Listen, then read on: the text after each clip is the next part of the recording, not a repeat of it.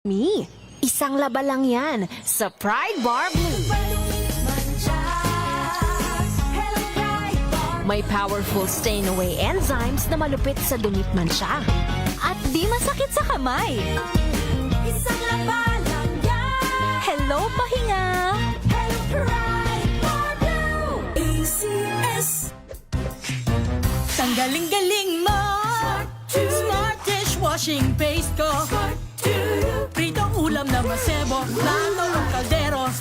Tanggaling for everyday. Ganyan, pag smart ang dishwashing paste, may double tanggaling formula. Tanggal ang sebo, tanggal ang bakterya. Bahit para walang bahit, linis fantastic sa metal at plastic. Number one ko to.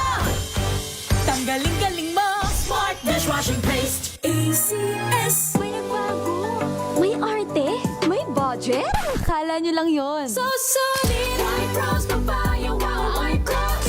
White rose papaya, wow, white rose. White rose papaya. May glow up with white rose papaya. White Rose Papaya. May puti power times 2 kasi may papaya at niacinamide. May shea butter and tea tree oil pa. Kutis sulit ang glow May up. glow up with white rose papaya. White Rose Papaya. Kutis sulit ang glow up. ACS. Sa lahat ng bagay, simula pa lang, siguraduhing max protection na. Kasi pag kulang ang proteksyon, baka madaling masira.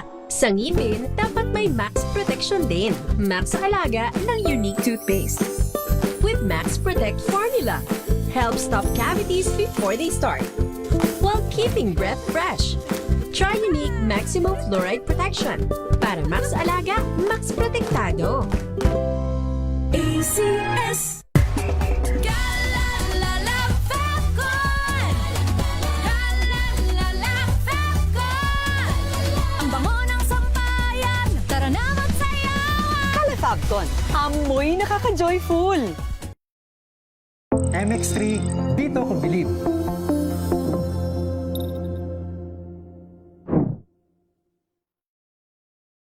Mahalagang paalala, ang MX3 capsule ay hindi gamot at hindi dapat gamiting panggamot sa anumang uri ng sakit. Galalala Falcon. Galalala Falcon. Ang bango ng sampayan. Tara na magsayawan. Calefabcon. Amoy nakaka-joyful.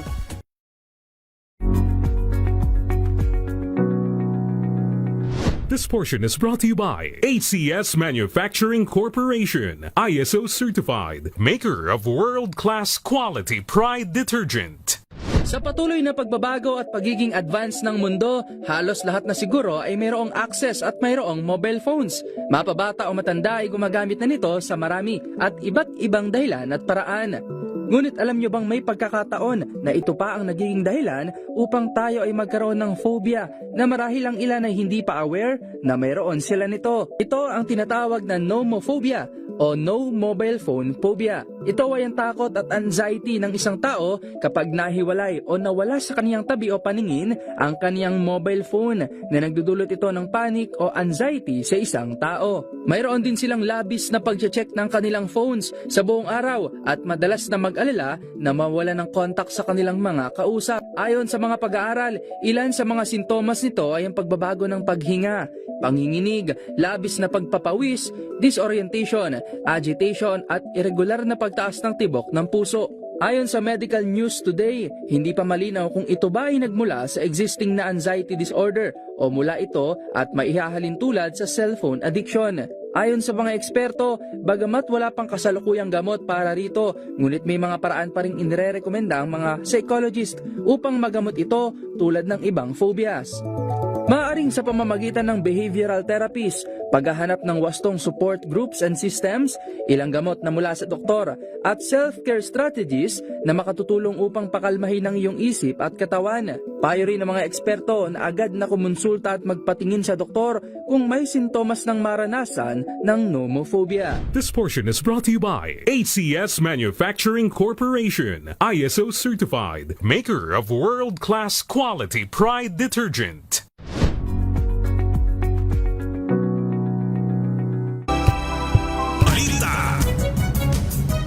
Magandang hapon Luzon, Visayas at Mindanao sa ulo ng ating mga balita. Boom! Balita! Boom! Balita! Senator Ping Lacson may pasaring din kay Senator Alan Peter Cayetano. Malakihang rollback sa mga produktong petrolyo asahan sa susunod na linggo. Bagyo sa labas ng Philippine Area of Responsibility lalo pang lumakas habang papalapit sa bansa. Tatlong magkakamag-anak patay sa pananaksak sa Talisay, Batangas. Kaso ng dengue sa bansa bumaba ng 56% mula noong Enero hanggang Mayo ayon sa Department of Health. At Love Radio Jensen at DZRH News FM back on air na kasunod ng lindol sa Mindanao. Magandang hapon Metro at Mega Manila. Welcome ho sa programang DZRH Boom Balita sa pangalan ho ni Yuel Reyes. Ako po ang inyong makakasama sa isang oras na balitaan. Ito ho si Kyle Bulias para sa DZRH. Una sa Pilipinas, una sa Pilipino. Sa detalye ho ng ating mga balita.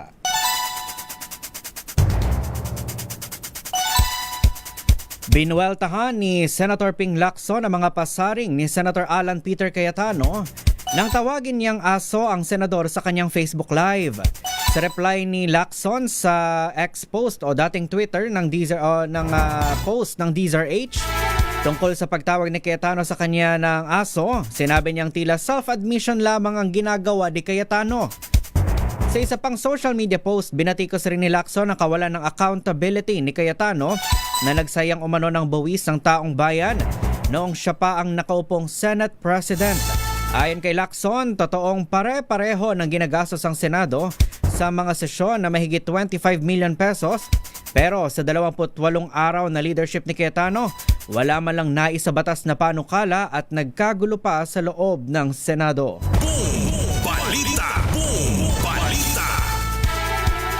Kaugnay nga ng balitang yan, tinawag nga ni Senator Cayetano sina Senate President Pro Tempore Vicente Sotto III.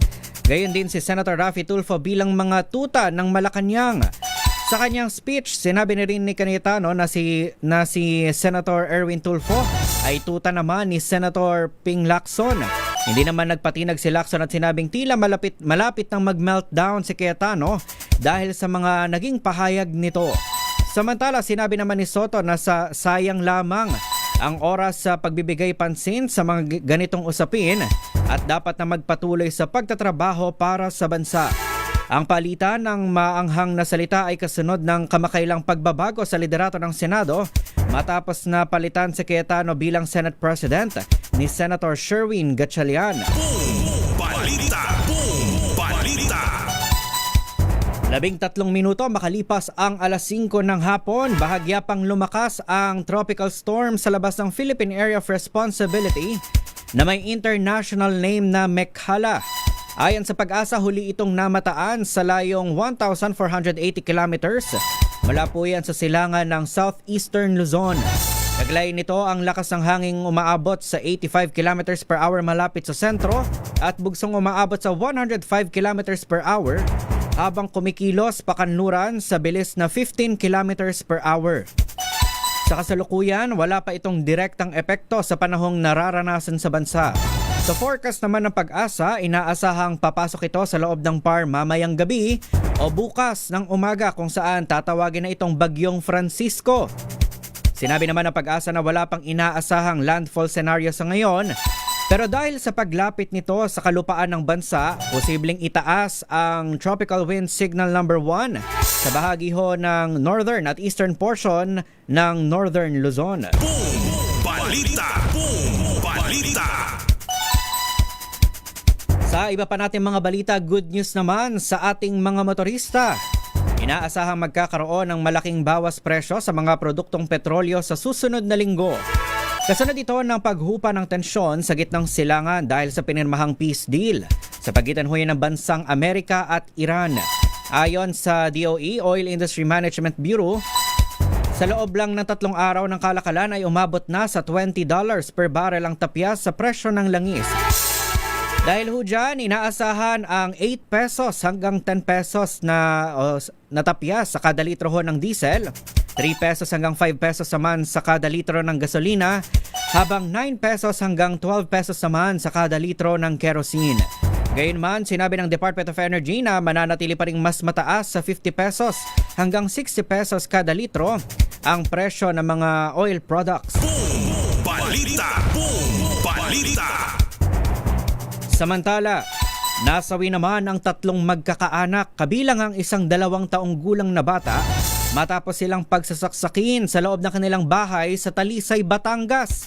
Isang 6 na taong gulang na lalaki naman ang sugatan sa insidente at kasalukuyan ang nagpapagaling sa ospital. Ayon sa mga otoridad, naaresto ang suspect sa tulong ng 2 pang magkapatid na menor de edad na nakatakas sa insidente. Nasa loob umano sila ng isang kwarto nang marinig nila ang kaguluhan sa labas, dahilan para tumalon sila sa bintana upang makahingi ng tulong.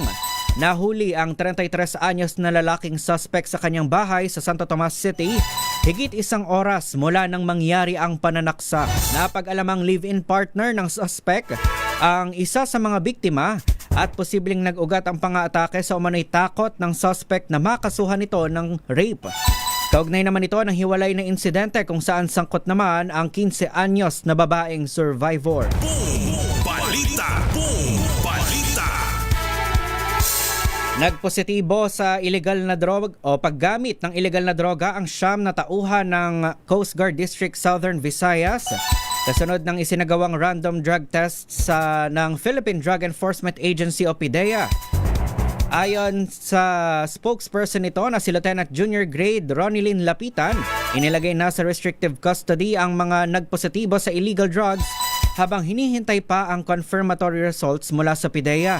Sakali niya magpositibo sa confirmatory test, papatawan ng mga ito ng disciplinary action gaya ng pagkakasibak sa serbisyo at mahaharap sa kasong administratibo.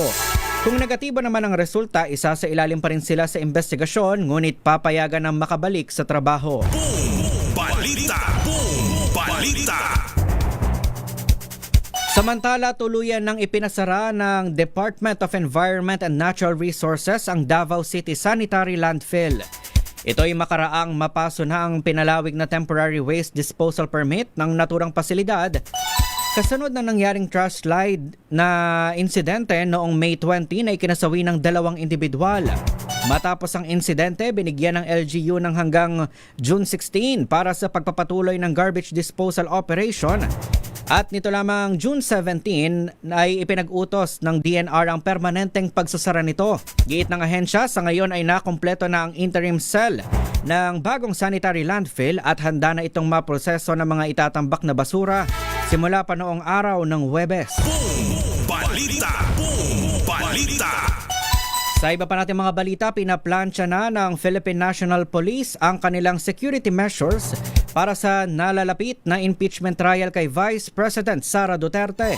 Ayon kay PNP Chief General Jose Melencio Nartates Jr., kasabay ng ginagawang paghahanda ng impeachment court ay isinasapinal na rin ng pulisya ang mga kaukulang security preparations para matiyak ang payapa at maayos na paglilitis.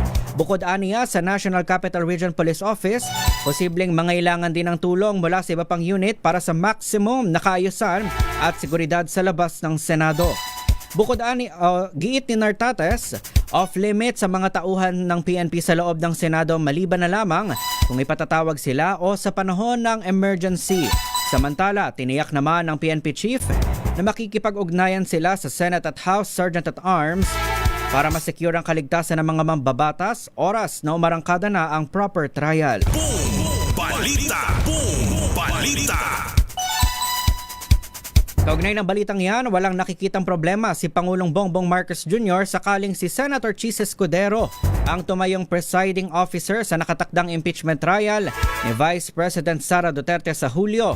Ayon kay Pangulong Marcos, naniniwala siyang hindi batayan ang naging paghawak ni Senator Chis sa unang impeachment proceedings noong 2025 sa magiging takbo ng proseso ngayong taon. Bagamat may mga pangamba ang ilang grupo sa posibleng pag-preside muli ni Escudero, nanindigan ng Pangulo na may tiwala siya sa kakayahan ng senador.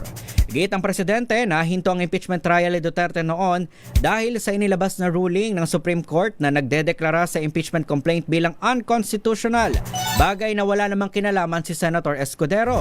Pagbibigay din ni Pangulong Marcos, handa siyang suportahan sino man ang piliin ng Senado na presiding officer basta't legal at naayon sa konstitusyon ang gagawing proseso. Boom Balita! Boom Balita!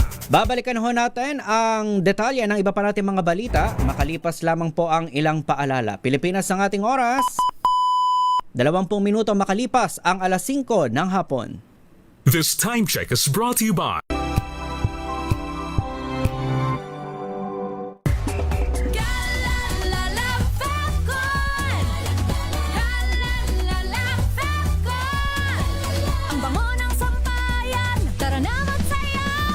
Fabcon, amoy nakaka-joyful.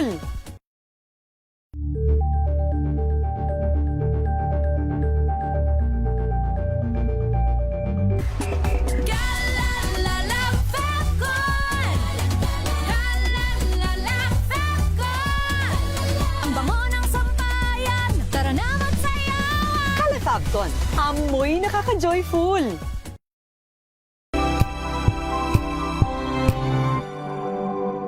Hello, Washi! Laundry day na naman! Yay! Anong meron? Mancha ng chocolate, putik, may libag pa! Kaya natin yan! With Pride Washing Machine Detergent, may triple stain-away formula. Tanggal ang makapit, madikit, at malupit na dumit mancha. Kaya easy-easy ang labada. Mula noon hanggang ngayon! All you need is pride. All you need is pride. ACS. Maulan man, no worries na amoy kulob ang damit. Charm Fabcon. Bangong kumaka-bloom. Tanggal amoy kulob sa bango ng charm. Kaya gamit ko, Charm Fabcon with Bloom Fresh technology. Kills 99.9% of kulob-causing bacteria. May aroma burst pa of thousands of flowers and berries. Ang sampay sa loob, no amoy kulob. Bangong kumaka-bloom sa charm. Charm Fabcon. ACS. Tinesting, sinuri, siniyasan. Ang resulta, super effective ang Shield sa pagpatay ng bakterya at virus. Shield Antibacterial Soap. Believe ang mga eksperto sa Philippine Nurses Association. At si Mami. Tiwala ako sa Shield. Shield Antibacterial Soap. Napatunayang mabisa. Ang mga nurse, tiwala. ACS.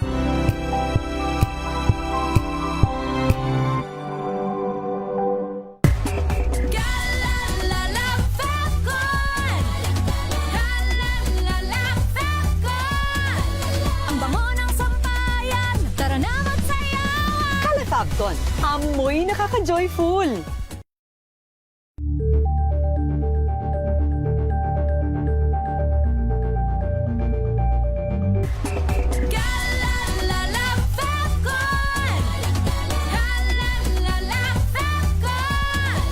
Ang bango ng sampayan, tara na magsayawan. Fabcon, amoy nakaka-joyful.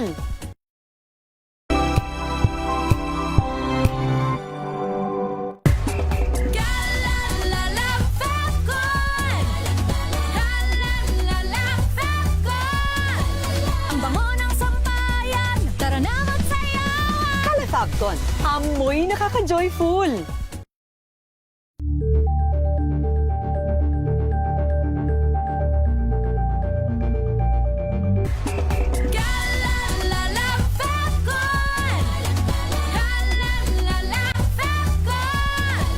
Ang bango ng sampayan, tara na magsayawan. Fabcon, amoy nakaka-joyful.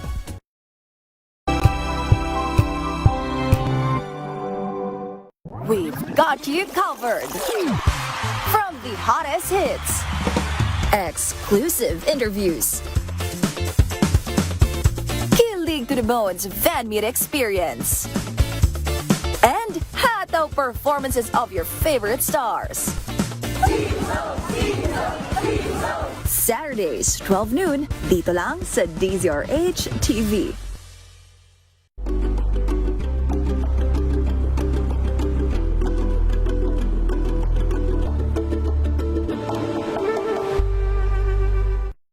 ba sa maraming bagay? Kami na ang bahala dyan. Aalamin, tutuklasin at bibigyang linaw namin ang mga katanungang bumabagabag sa inyong isipan. Sa programa kung saan ang bawat sagot ay galing lamang sa mga eksperto. Ang Expert's Opinion, tuwing linggo 3:00 ng hapon, dito lang sa DZRH TV.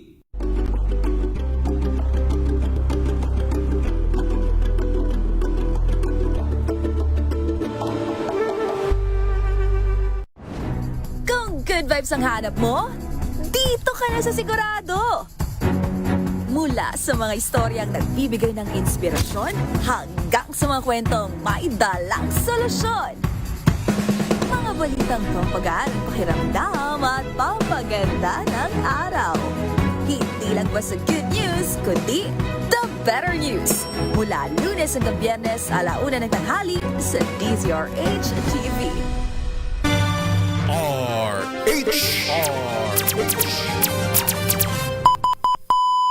Oras na natin, 26 na minuto makalipas ang 5:00 ng hapon.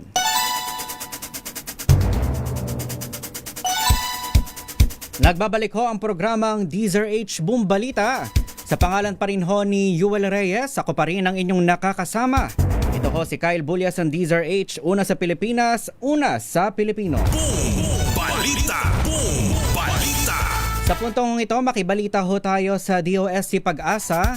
Alamin ho natin ang magiging lagay ng ating panahon, lalo ho ngayong gabi, sapagkat inaasahan o posible pong pumasok ngayong gabi ang bagyo na nasa labas ngayon ng Philippine Area of Responsibility. Nasa ating linya na ho si Ma'am Lori de la Cruz ng DOST Pag-asa. Ma'am Lori, good afternoon. Welcome po sa DZRH. Yes, good afternoon sa lahat ng ating mga taga-pakinig.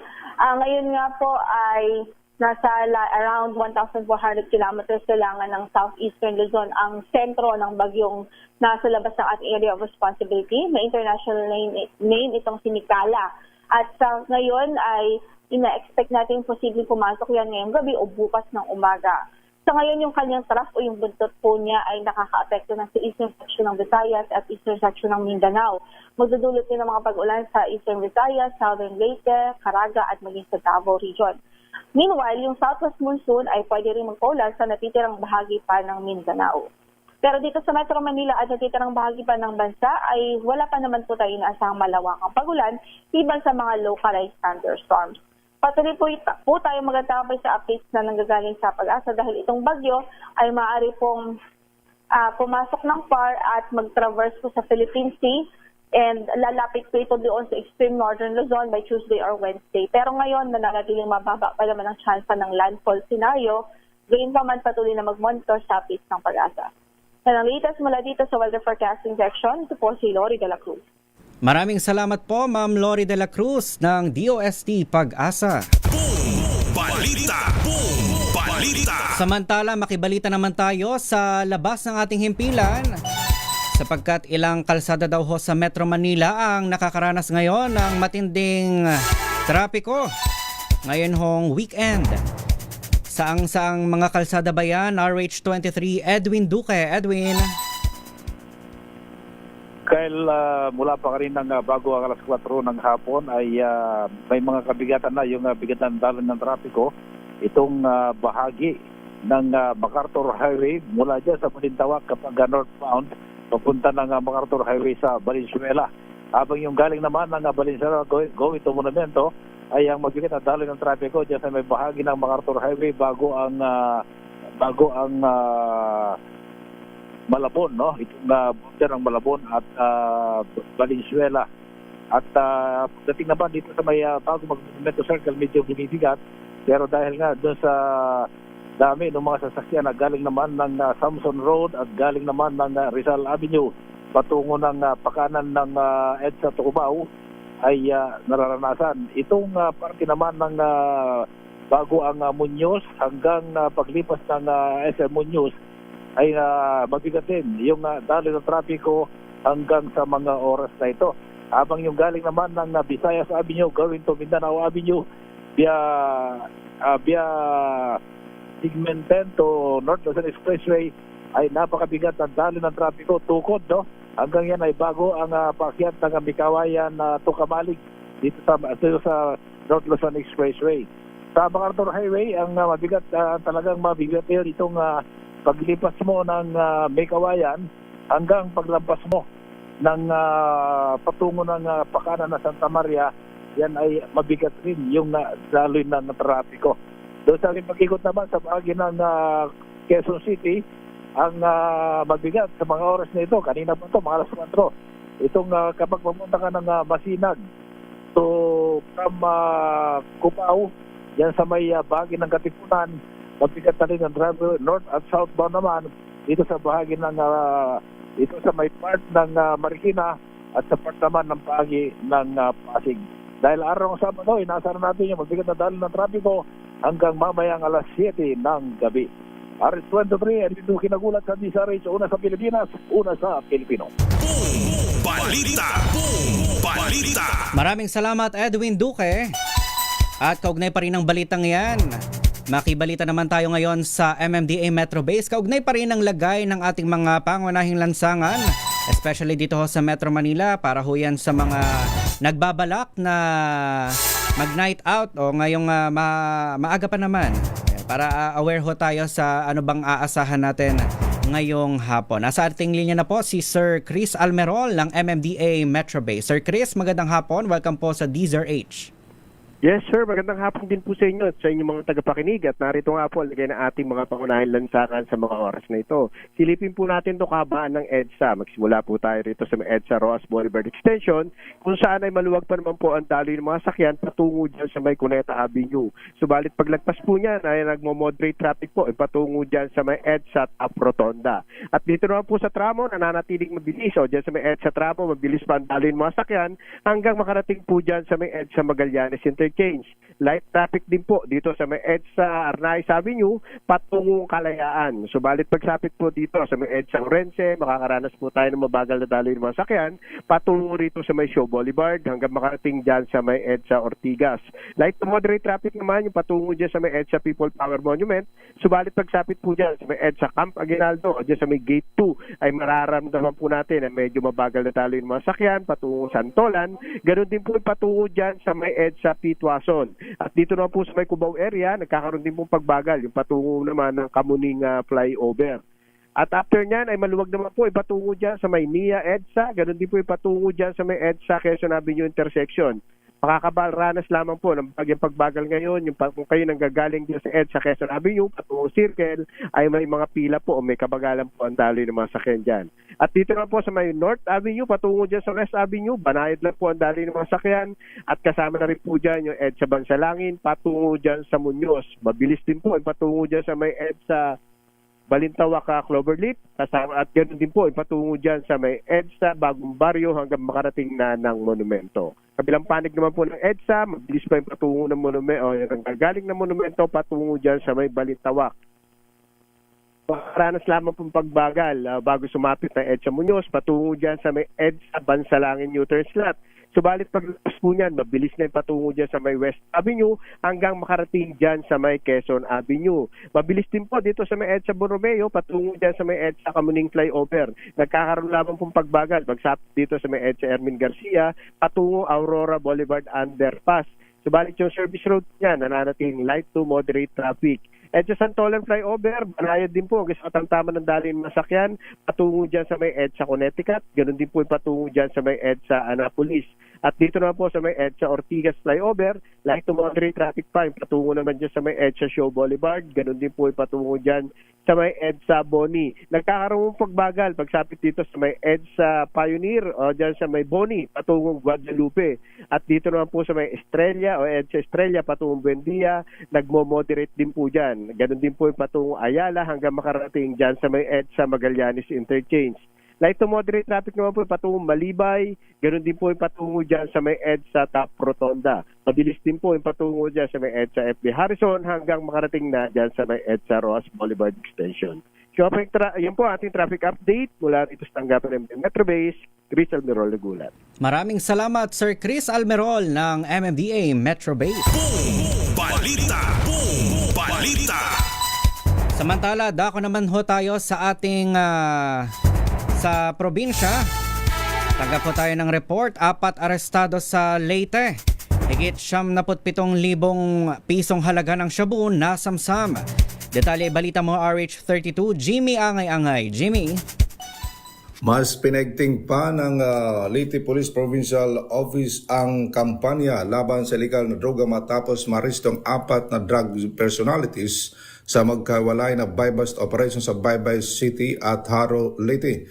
Kinilala ng PNP mga suspect na si alias ED, Jim, Marie at Tigulang na pawang tinuturing street level individuals na samsam mula sa mga suspect ang kabuang 19 na sa pinaginilang shabu na may timbang na 14.3 gramo at tinataya nagkakalagang halos 100,000 pesos sa bukod pa sa buy-bust money at isang ebidensya. Ayon sa pulisya, sinagawa ang tamang inventaryo at pagmamarka ng mga nakumpiskang ebidensya na babase sa batas na harap na mga suspect laban sa pagbinta at posisyon ng legal na droga.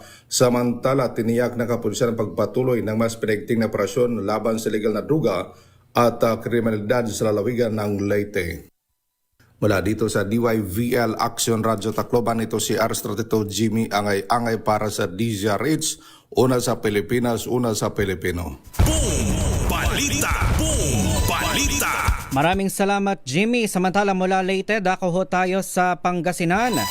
Street-level individual arestado sa ikinasang buy-bust operation. Detalye ibabalita ni RH38, Freddy Fajardo. Freddy.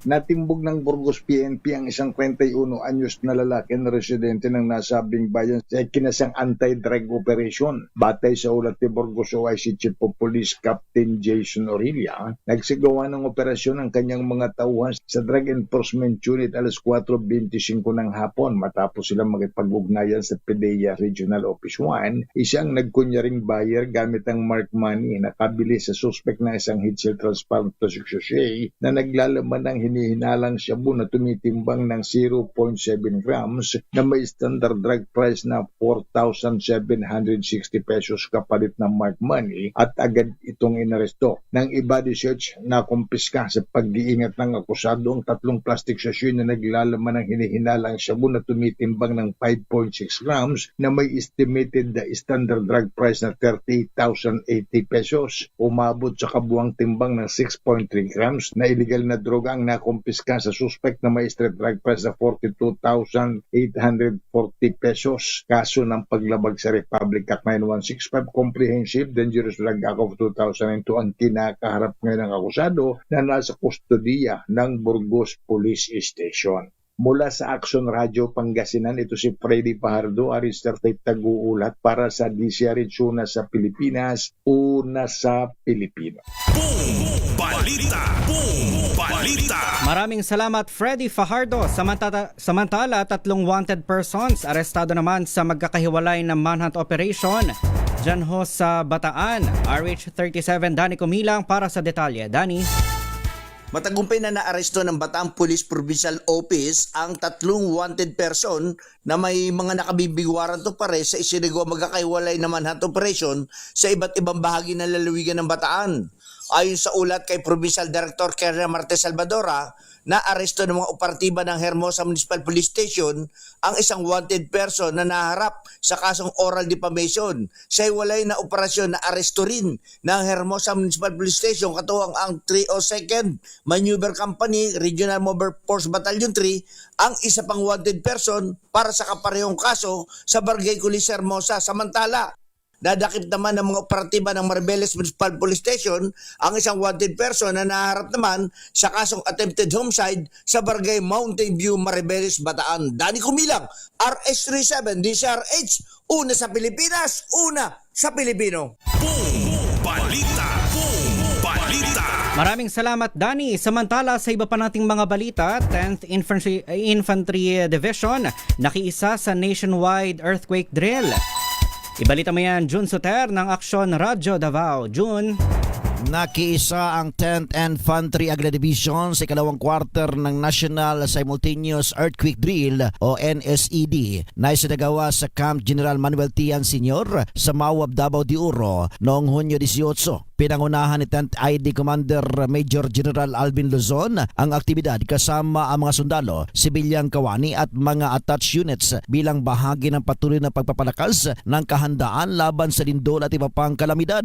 Kabilang sa isinagawang pagsasanay ang duck cover and hold procedure, gayon din ang simulation ng search and rescue, evacuation at medical response operations na pinangunahan ng 10th Station Hospital. Ayon kay Major General Luzon, mahalaga ang regular na pagsasagawa ng mga earthquake drill upang mapahusay ang kakayahan ng mga units na mabilis at epektibong pagtugon sa mga emergency. Kasabay nito, patuloy ring magsasagawa ng humanitarian assistance and disaster response operations ang Joint Task Force Aguila sa mga lugar na napektuhan ng magnitude 7.8 na lindol sa Davao Occidental at Sarangani, kabilang ang pamamahagi ng ayuda at suporta sa mga apektadong komunidad. Ito si June Suter para sa DZRH. Una sa Pilipinas, una sa Pilipino. Boom Balita! Boom Balita!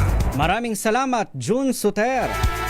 Magbabalik ho tayo matapos po ang ilang mga paalala. Oras ho natin, 5:41 ng hapon. Ang oras na yan.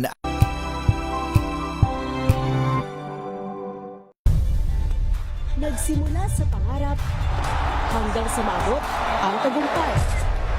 Iba't ibang kwento, iba't ibang mukha ng atletang Pilipino. Mas pinatindi, mas pinalakas, at mas pinaaksyon sa Match Point tuwing Sabado, 12:30 ng tanghali sa DZRH TV.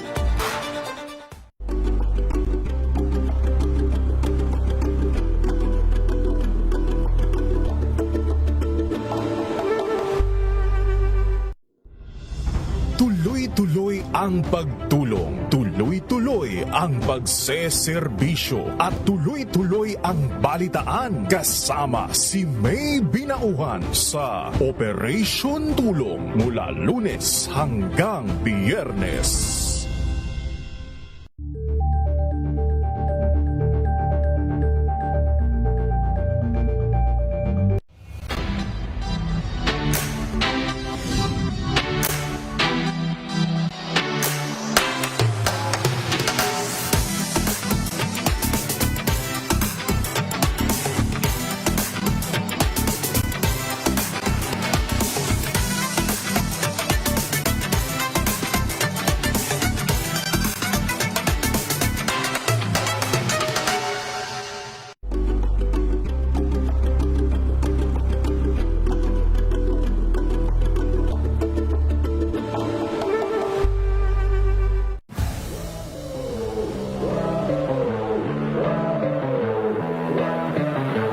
Pressure kasi di mawawala sa sports kahit sa buhay. Pero siguro kung paano mo rin take yung pressure, ano yung sasandalan mo, ano yung panghahawakan mo, ano yung mga, siyempre may mga inspirasyon ka, motivation. So yun yung mga sinasandalan ko. Overwhelming, ang daming support, ang daming nagmamahal. Nakakataba ng puso talaga. Naging immature ako pero masabi ko, green flag. Hi guys, ako si Andre Carakut, a professional basketball player. Naglalaro para sa Rain or Shine. Abangan ang aking exclusive interview dito lang sa DZRH TV Matchpoint. Mabuhay ang atletang Pilipino. At yan ang mga latest updates sa mundo ng sports. Para sa MBC TV Network News, ito si Andre Carakut. Una sa Pilipinas, una sa Pilipino. Samahan niyo po ako hanggang 7:30 ng gabi. DZRH Usapang Liga. Magandang gabi Pilipinas, Metro and Mega Manila, Nas Extension sa DZRH at RHT. Naray Simayan. At Kisses Hubson. Para sa DZRH, una sa Pilipinas. Una sa Pilipino. This Saturday on Scene Zone, misconceptions, rituals bago sumampa sa entablado at iba pang confessions sa mundo ng teatro. Ang pagiging actor or theater artist ay iba sa pagiging celebrity. Doing a letter B. Letter B. Para mas maganda yung quality. Hindi naman alam ng audience kung nagkamali ka. Nakita ko yung role ko, tapos sabi ko, Wow! Hindi kami nagkakaroon ng pagkakataon na mag-bargain na mas mataas na bayad. So lagi kami napagkakamalan na mura. Okay lang yung mura yan. Which is very wrong. Alas 12 ng tanghali, dito lang sa DZRH TV.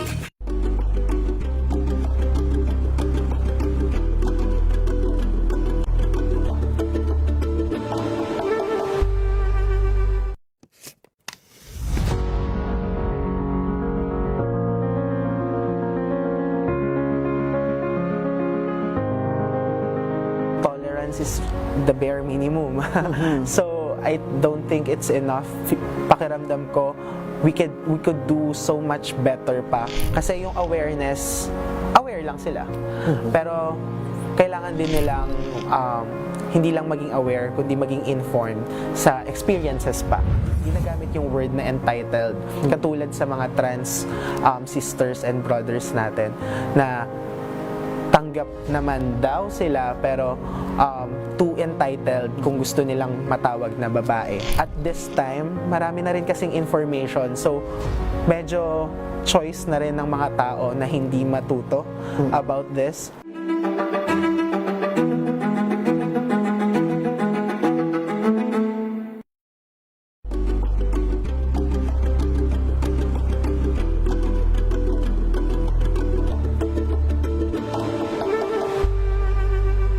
Maagang balitaan, maagang usapan sa mga issue at balita. Kasama si Kuya Angelo Palmones sa Magandang Umaga Pilipinas. Mula Lunes hanggang Biyernes.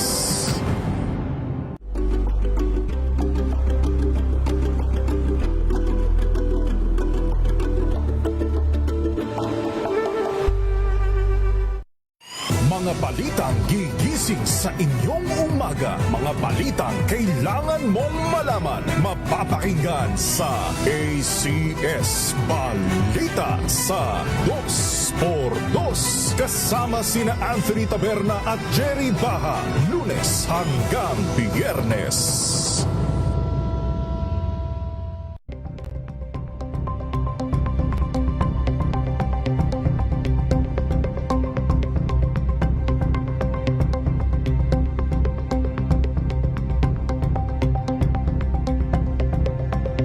Alamin ang mga maiinit na isyung pambayan, mga balitang kailangan mong malaman, usapin sa pamahalaan, politika, ekonomiya at kabuhayan. Ito ang mga dapat mong malaman, pakialaman at pag-uusapan dahil kayo ang tinig ng mamamayan dito sa Damdaming Bayan. Live sa DZRH Radio, DZRH TV at DZRH Digital. Kasama sina Lakay, Deo Makalma at Elaine Apit. Araw-araw, Lunes hanggang Biyernes. Damdaming Bayan.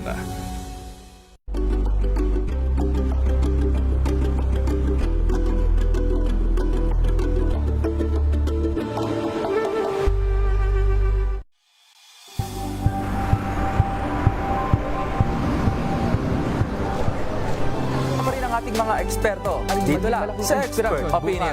Ito ang The Better News. TNVS, trending and isang kwento, iba't ibang anggulo. Dito sa Point. Bawat pananagutan ating tatalakayin dito sa Hoy. Bawal yan. Pilipino, dito lang sa DZRH. Mass support, entertainment and lifestyle. Ito ang NBC TV Network News. Una sa Pilipinas, una sa Pilipino.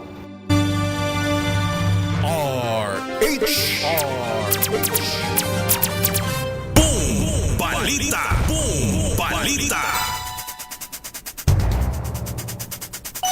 5:48 na ho ng hapon, nagbabalik po ang programang DZRH Boom Balita. Sa pagpapatuloy ho ng ating balitaan, bumaba ang naitalang kaso ng dengue sa Pilipinas sa unang 5 buwan ng taon. Ayon po sa Department of Health, mayroong 50,727 dengue cases sa bansa mula noong January hanggang nitong buwan ng Mayo. Mas mababa ito ng 56% kung ikukumpara sa kaparehong panahon noong taong 2025 na umabot sa higit 114,000 na kaso. Sabi ng kagawaran, nakatulong dito ang mga isinasagawang cleanup drive sa mga lugar na posibleng pamugaran ng lamok. Kaugnay nito, nagpaalala ang DOH sa publiko na magpakonsulta agad sa doktor kung nakararanas ng sintomas ng dengue, tulad ho ng mataas na lagnat, rashes, pagkahilo, pagsusuka, pananakit ng katawan at pagdurugo ng ilong. Balita! Boom! Balita! Samantala, pwede nang muling buksan ang klase sa ilang lugar sa Mindanao na naapektuhan ng magnitude 7.8 na lindol noong nakaraang June 8. Ayon ho sa Department of Education, kabilang sa mga lugar na maaari na magpatuloy ng mga aktibidad sa pag-aaral ang Cotabato, Kidapawan, Coronadal, Tacurong at Sultan Kudarat. Gayunman, nananatiling suspendido ang mga klase sa General Santos City. Gayon din sa bahagi ng Sarangani habang patuloy po ang masusing inspeksyon sa mga paaralan. Ayon kay Education Secretary Sani Angara, mahalagang tiyaking ligtas sa mga eskwelahan at handa ang mga mag-aaral at mga guro bago tuloy ang ibalik ang normal na klase. Batay sa datos ng DepEd, mahigit 42,000 na mga mag-aaral at higit 7,000 na mga kawani ng paaralan ang naapektuhan ng lindol. Balita! Boom! Balita! Kaugnay po ng balitang iyan, higit sa 180 billion pesos ang panukalang pondo ng Kongreso para sa pagtulong sa reconstruction at rehabilitation ng mga gusali sa Mindanao. Sa panayam po ng DZRH kay Senate President Win Gatchalian, bukod pa ang aktual na pondo, ang inihaing resolusyon nila sa Senado ay naglalayong agarang maibigay ang pondo sa mga nasalanta ng kalamidad. Ang mabilis o madaling access sa pondo para sa ganitong mga klase ng emergency crisis ay mahalaga para makabangon muli ang komunidad. Pakinggan natin ang pahayag ni Senate President Win Gatchalian. Kinumpute ko, almost 180 billion ang pwede pang gamitin ng executive sa response and reconstruction efforts. Pag titignan natin 180 billion, almost mga around 18 billion ang pwedeng gamitin sa tinatawag nating yung NDRRMC, yung National Risk Reduction Fund na pwedeng gamitin sa reconstruction effort. Marami kasi mga gusaling nasira at itong NDRRM Fund ang pwedeng gamitin para makumpuni o maiayos itong mga gusali na nasira.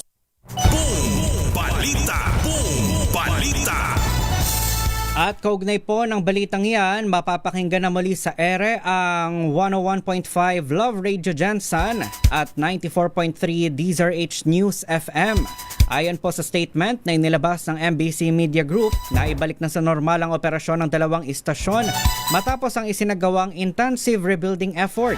Matatanda ang nahinto ang operasyon ng dalawang radio station matapos yanigin ng magnitude 7.8 na lindol ang bahagi ng Mindanao noong nakaraang June 8. Nagpasalamat naman ang MBC Media Group sa suporta ng mga listeners, brand partners, lokal na pamahalaan at iba pang mga tumulong na individual. Boom! Balita! Boom! Balita! Narito ang mga sari-sari at mga halo-halong balita. Balitang showbiz, balitang sports, balitang pangkalusugan, balitang karumal-dumal, balitang kahindik-hindik, at balitang nakakatuwa. Dito lamang sa ating mga chapsoy na balita. Mga chapsoy na balita. Unahin na natin sa balita sa ibayong dagat. Nasawi po ang isang babae habang inilikas naman ang mahigit sa 1,700 turista matapos sumiklab ang malaking sunog sa beach resort sa Bayahibe, Dominican Republic. Kinilala ang nasawi na si Francesca Valentino, 46 years old, na isang Italian national kasunod ng sunog sa Viva Windham Dominicus Beach Hotel. Samantala, 3 katao naman ang dinala sa pagamutan habang 6 na individual naman ang agarang ginamot sa lugar ng insidente. Ayon sa Emergency Operations Center ng bansa, mabilis na kumalat ang apoy dahil sa bubong na yari sa pawid na pinalala pa ng malalakas na hangin at nagdulot ng makapal na usok sa baybayin ng Caribbean. Sa kasalukuyan, iniimbestigahan pa ng mga otoridad ang sanhi ng sunog habang wala pang ibinibigay na pahayag ang Wyndham Hotels and Resorts kaugnay ng insidente. Samantala, inilipat na sa mga kalapit na hotel ang mga bisita habang nananatiling ligtas at normal ang mga aktibidad pang turismo sa bayan ng Bayahibe at mga karatig na lugar. Chapsoy na balita. Chapsoy na balita.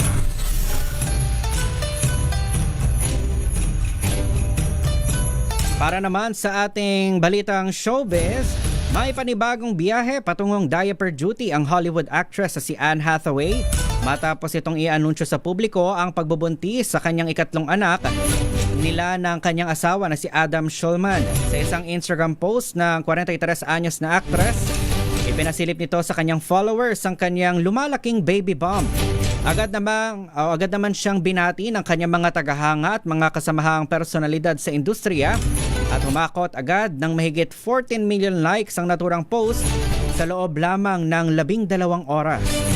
Sa kabila ng kanyang pagbubuntis, nananatiling abalang aktres sa kanyang karera sa Hollywood at bukod sa hit movie nitong The Devil Wears Prada 2, nakatakda ring ipalabas sa mga sinehan sa darating na July 17 ang kanyang pinakabagong proyekto na pinamagatang The Odyssey. Chapsuy na balita. Chapsuy na balita. Yan na ho ang kabuuan ng ating balitaan dito ho sa DZRH Boom Balita. Pero bago ho tayo magpaalam, isang magandang hapon muna sa ating mga viewers at listeners, sa ating mga nakatambay sa ating YouTube Live sa via DZRH News Television. Magandang hapon po kay Ate Beth Gray at kay Teresita Atienza. Ayan.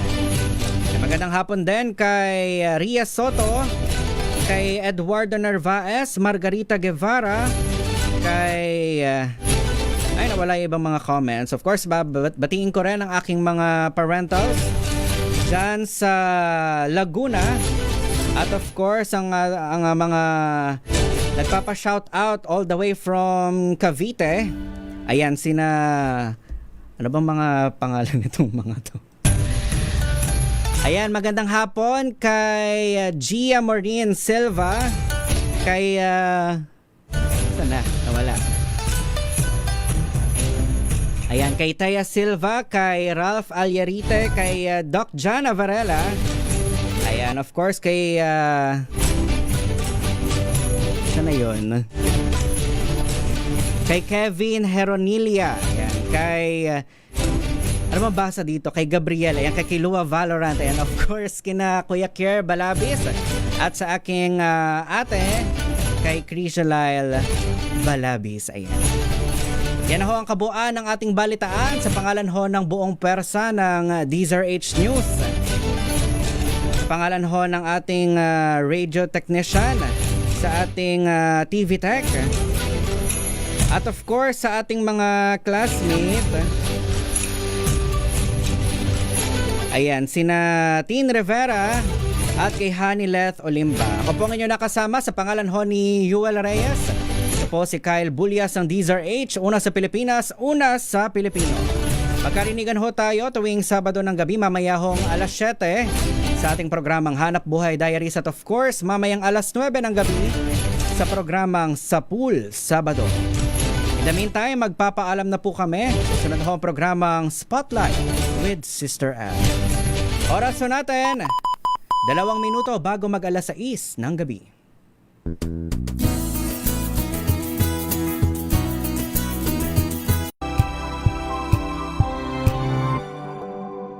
Tumunog na ang gandingan para sa kalikasan. Ang itinanghal bilang Best AM Radio Program Host ay si Cesar Chavez para sa special on Saturday ng DZRH.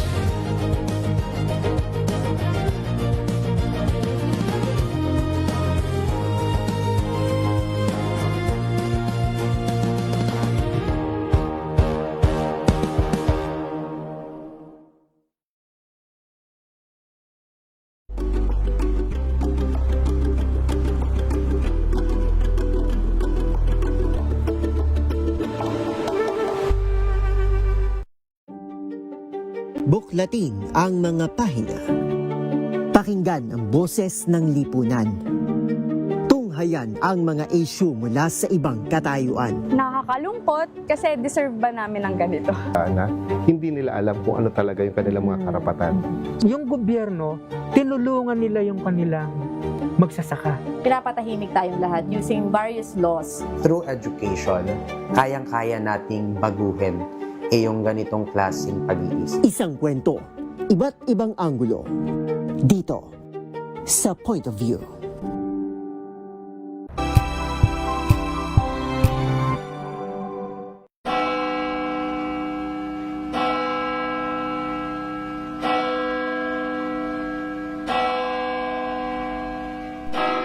Ang anghel ng Panginoon ay nagbalita kay Santa Maria.